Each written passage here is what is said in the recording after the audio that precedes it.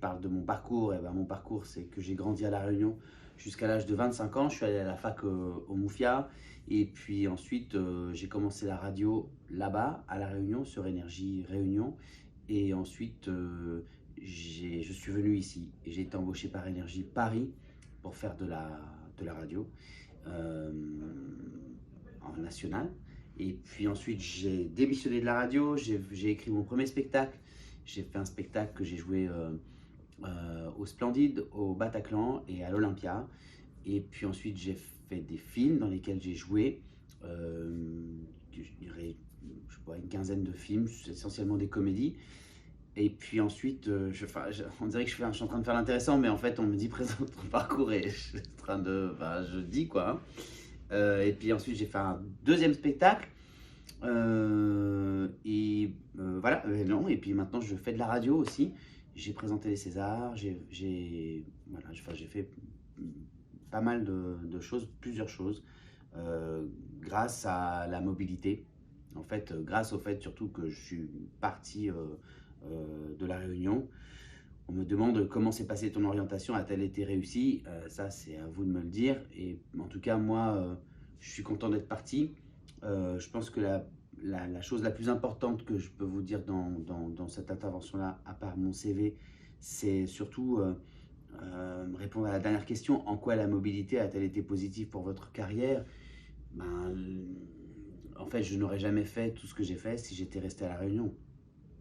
Ce qui a été au-delà du fait que ensuite j'ai fait des choses dont je suis très fier et au-delà du fait que j'ai par exemple joué plusieurs fois à l'Olympia, voilà, ça me rend très fier voilà, qu'il y ait eu mon nom sur la façade de l'Olympia. C'est surtout ce dont je suis fier, je pense, c'est d'avoir réussi à rester quand je suis arrivé à Paris. Je suis arrivé à Paris, je connaissais rien ni personne, à part la personne qui m'avait fait venir ici.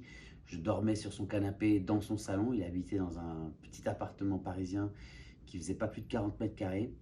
Et, euh, et aujourd'hui, les gens cognent à la porte de mon bureau avant de rentrer. Et avant, ils ne faisaient pas ça. Tout ça pour vous dire que, en fait, ça a été très dur pour moi au départ de m'acclimater. Ça a été très dur pour moi au départ de me faire des amis, de